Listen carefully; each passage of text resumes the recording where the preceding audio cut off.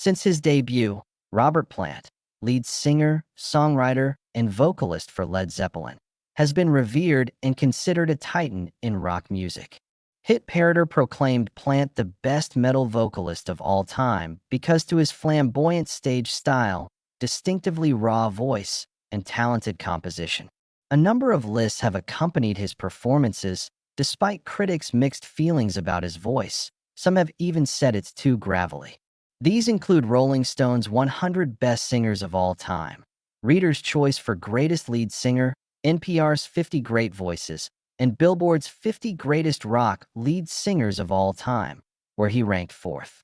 Also, in 2009, a survey by Planet Rock, a UK classic rock radio station, named him the best rock vocalist of all time.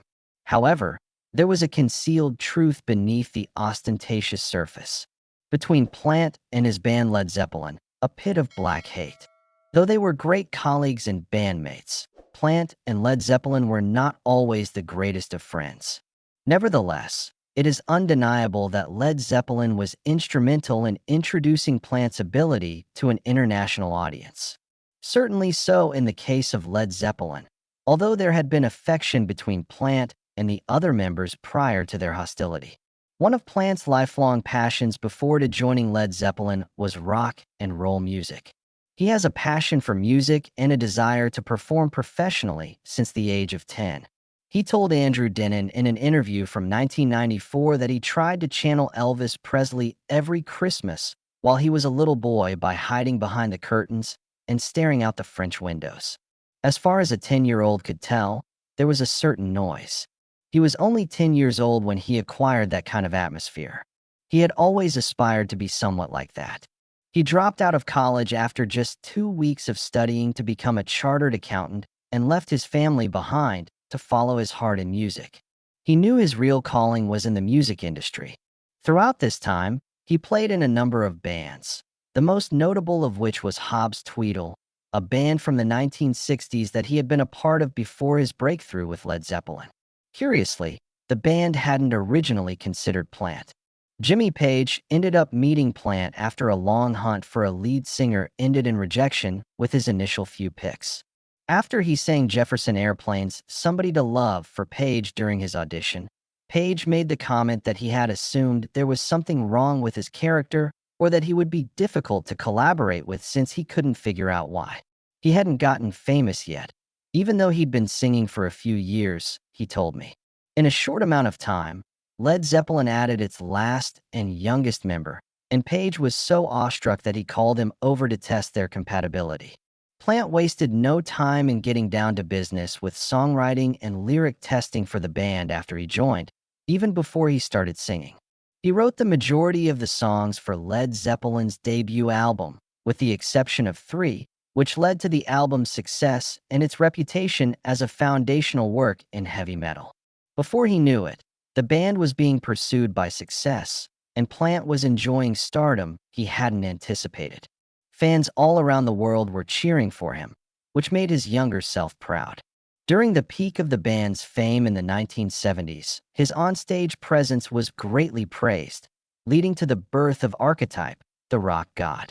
Plant, who performed with a head full of long blonde hair and an almost shirtless appearance, brought the songs he sang to life with acrobatic leaps, roars, and extremely expressive gestures. The colorful denim and jackets he wore, and the numerous distinctive items of jewelry he wore all contributed to his fame. Among the more peculiar style accolades bestowed upon him at the time was the Rock Scene magazine's Chestorama, an award bestowed upon the rock music industry's most virtuous chest. Being the recipient was an honor, and Plant thought the award was a funny addition to his trophy case. Even though they were a successful rock band, Led Zeppelin's members didn't appear to have much in common despite all the time they spent performing together. Their shared love of music was the only thing that held them together. Nevertheless, as the band's workload increased and members' uneasiness with one another became more apparent, their shared passion of music eventually faded. The fact that Led Zeppelin was not Robert Plant's band was the biggest problem for him. It was Jimmy Page who brought the band together, and after that, nobody really treated anyone as a bandmate, more like a glorified paid worker. Plant had an independent tendency and had always desired something that would be his alone, so it was challenging for him when Page chose the band's musical direction and everyone's positions. Another source of discontent was Page's portrayal of Plant as primarily a singer, which failed to adequately account for his abilities in other areas. The band's tensions rose when Bonham started abusing drugs and alcohol. He tragically died of an overdose, abruptly ending Led Zeppelin's career. Jones said in an interview with Q from 2007 that he and Plant get along well, but that the group has never really socialized. I always believed that the fact that we never saw each other once we got off the road was a factor in the band's longevity and unity. Neither of us was a buddy. In a conversation he had with Led Zeppelin's manager Peter Grant during the band's peak, Plant had also revealed his feelings about his connections with the band generally. Even though he had achieved more success as a singer than anyone could have imagined, he had asked Grant for his support in the event that he choose to pursue a solo career outside from the band. Plant changed the subject when Grant suggested that the band was great the way it was and asked the vocalist to think who would play the other instruments if Grant released a solo record. However, he chose to embark on a solo career immediately following Led Zeppelin's disbandment, suggesting that he had never really let it go. A lot of things in Plant's life served as inspiration for the numerous hit songs and albums that he created throughout his solo career, which is still going strong today.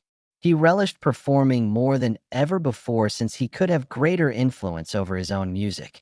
His extensive list of collaborators includes Phil Johnstone, Jeff Beck, and Alison Krauss, among many others. His performance act with Jimmy Page was an intriguing addition to these collaborations. They toured together for 4 years and even released an album as a duo, much to the delight of their fans. The fact that there were just the two of them meant that they could focus more on the songwriting and production, which was a huge plus. But Plant persisted in favoring solo appearances anyway. After the successful reunions of other bands of the era, such as ABBA, the Beatles, and the Rolling Stones, many fans repeatedly asked Robert Plant to rejoin Led Zeppelin. Over 20 million people are reportedly waiting for the band to perform again, with ticket prices reaching $600, as reported in the Guinness Book of World Records. You can make a ton of money if you want to. The accomplishment, though, was not worth the freedom for Plant. In an interview with the Los Angeles Times, Plant stated that returning to the font in order to receive a form of enormous applause does not truly fulfill his desire for stimulation. Continuing, he mentioned that he was aware of individuals of his generation who, rather than staying indoors, like to go out and have fun. It was truly none of our business if they were content and fulfilling their daily needs in that way. Rather than pursuing music for the sake of fame or money, Plant appears to adore it for the pure pleasure it brings him.